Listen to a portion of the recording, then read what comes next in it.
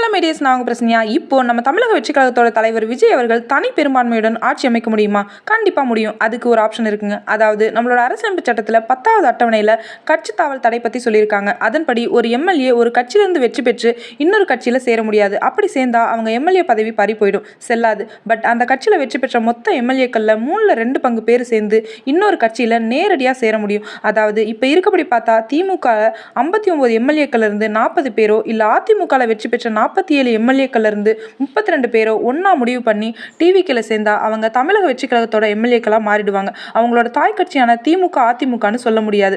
அப்போ 32 எம்எல்ஏக்கள் சேர்ந்தா தனி பெரும்பான்மையோட நிச்சயம் ஆட்சி அமைக்க முடியுங்க. இதில் இன்னொரு ப்ளஸ் என்னன்னா, ஒரு கட்சியாக போய் ஆட்சி அமைச்சா நடுவில் எப்போ வேணாலும் பிரிஞ்சு ஆட்சியை கலைக்க முடியும். பட் இதை கான்ஸ்டியூஷனில் மெர்ஜ்னு சொல்லுவாங்க. இந்த 32 பேரும் 5 வருஷம் ஆட்சி முடிகிற வரை அங்கிருந்து வர முடியாது. இதே மாதிரி ஒரு நிகழ்வு தான் சமீபத்திலையும் கடந்த மாதம் ஆம் ஆத்மி கட்சியிலிருந்து மொத்த 10 எம்பிக்களில் 8 எம்பிக்கள் பிஜேபியில் போய் சேர்ந்தாங்க. அவங்க இப்போ பிஜேபி எம்பிக்களாக மாறிட்டாங்க. இது நம்ம கான்ஸ்டியூஷனில் இருக்கக்கூடிய ஒரு வழி. இன்னும் நம்ம விஜய் அவர்கள் கையில் இருக்கக்கூடிய வாய்ப்புகள் என்னென்னு முழுசாக தெரிஞ்சுக்கணுமா? கீழே இருக்க லிங்க் கிளிக் பண்ணுங்கள், வீடியோ முழுசாக பாருங்கள். தேங்க்யூ ஃபார் வாட்சிங்.